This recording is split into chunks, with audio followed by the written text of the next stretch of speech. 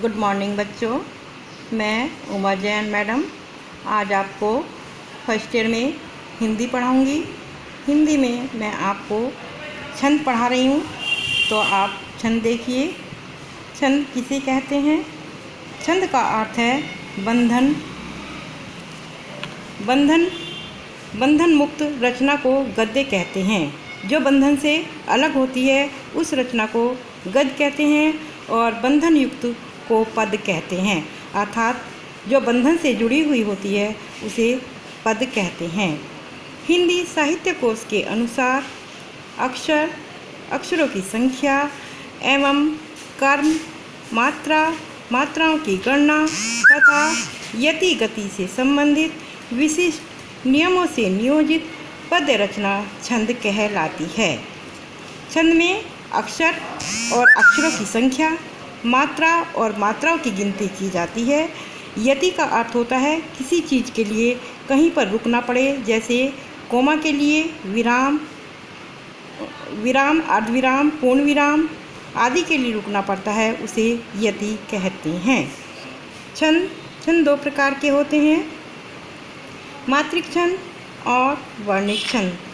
अब हम पढ़ते हैं मात्रिक छंद।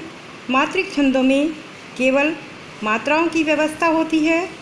वर्णों के लघु और गुरु के क्रम का विशेष ध्यान नहीं रखा जाता है। इन छंदों में प्रत्येक चरण में मात्राओं की संख्या निश्चित रहती है। मात्रिक छंद तीन प्रकार के होते हैं, सम, अर्धसम और विषम। आज हम चौपाई पढ़ते हैं, तो चौपाई को देखिए आप कि चौपाई किसे कहते हैं और उसमें कितनी कितनी मात्राएं होती हैं। चौपाई एक सममात्रिक छंद है। इसमें 4 चरण होते हैं और प्रत्येक चरण में 16 मात्राएं होती हैं। अंत में जगन का अर्थ होता है इसमें एक लघु होता है, एक गुरु होता है और एक लघु। ये आई का आकार लघु होता है और जो ये एस का चिन्ह बना हुआ है ये गुरु होता है, आई लघु होता है, इसलिए इसे आई, एस और आई इसको जगन कहा जाता है। तगन में 2 गुरु होते हैं और एक लघु होता है। गुरु की 2 मात्राएं गिनी जाती हैं और लघु की 1 मात्रा गिनी जाती है। यहाँ पर 2 गुरु और 1 लघु होता है, उसे तगन कहते हैं। तगन के प्रयोग का निषेध है, अर्थात चरण के अंत में गुरु लघु यानी एक गुरु और लघु नहीं होने चाहिए, किंतु 2 गुरु एस का चिन्ह बना हुआ होता है, ये 2 गुरु होने चाहिए या 2 लघु हो सकते हैं। तो आज आप इसका उदाहरण देखिए कि उदाहरण में स्पष्ट हो जाएगा कि ये मात्राएं किस प्रकार से लगाई जाती हैं।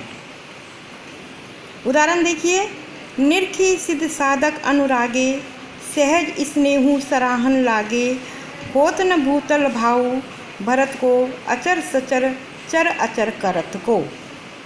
यहाँ पर देखते हैं हम मात्राएं किस प्रकार लगाई जाती हैं।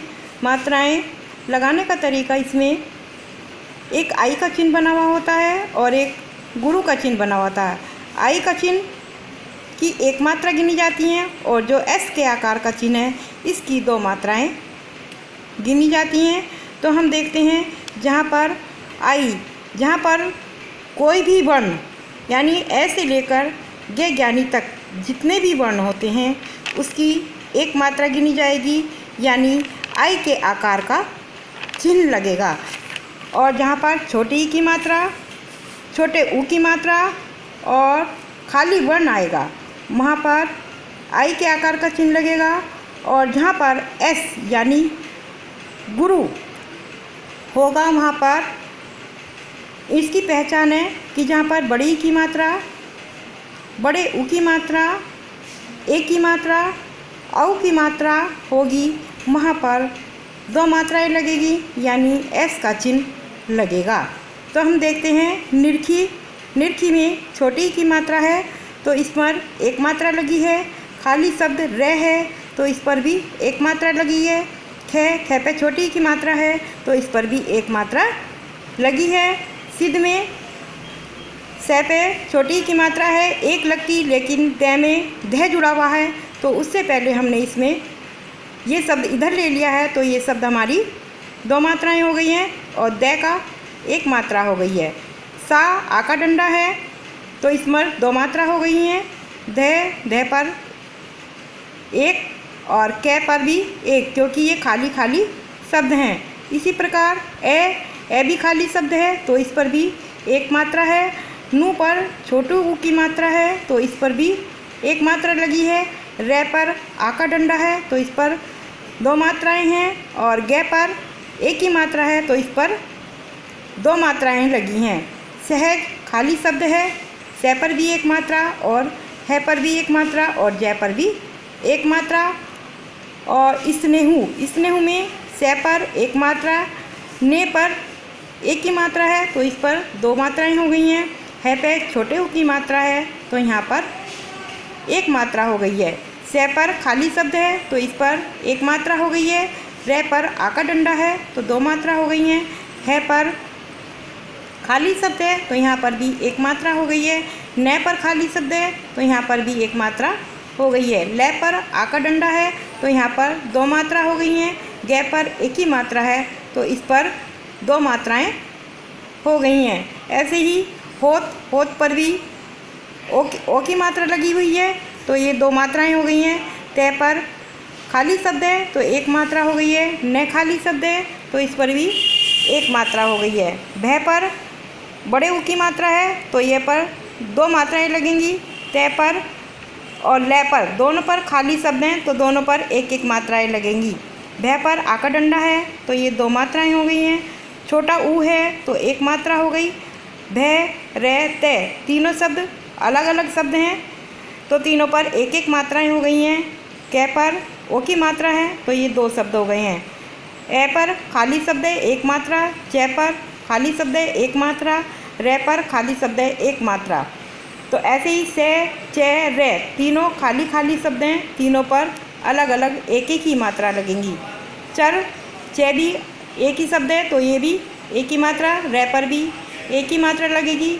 ए पर भी एक ही मात्रा लगेगी और चे पर भी एक ही मात्रा लगेगी और रे पर भी एक ही मात्रा लगेगी, क्योंकि ये शब्द जो है सारे एक एक ही शब्द हैं, कोई मात्रा नहीं है। कै पर भी एक मात्रा है, रे पर भी एक मात्रा है और तय पर भी एक मात्रा है।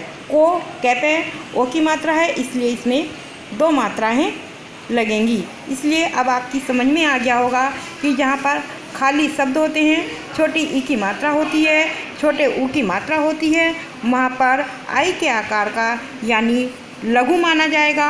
और जहाँ पर एक की मात्रा, ओ की मात्रा, औ की मात्रा, आ का डंडा, बड़ी ई की मात्रा और बड़े ऊ की मात्रा होगी, वहाँ पर दो यानी एस के आकार का चिन्ह बनेगा। तो अब आपकी समझ में आ गया होगा चौपाई छंद किस प्रकार से इनकी मात्राएं लगती हैं। आप इसे ध्यान से देखें और पढ़ें, तो आपकी समझ में आ जाएगा। और इस छंद के प्रत्येक चरण में 16-16 मात्राएं होती हैं, अतः यह चौपाई छंद है। इसमें 4 चरण होते हैं, प्रत्येक चरण में 16-16 मात्राएं निश्चित होती हैं और मात्राएं लगाने का तरीका मैंने आपको बता दिया है, आप इसे ध्यान से समझ लीजिए।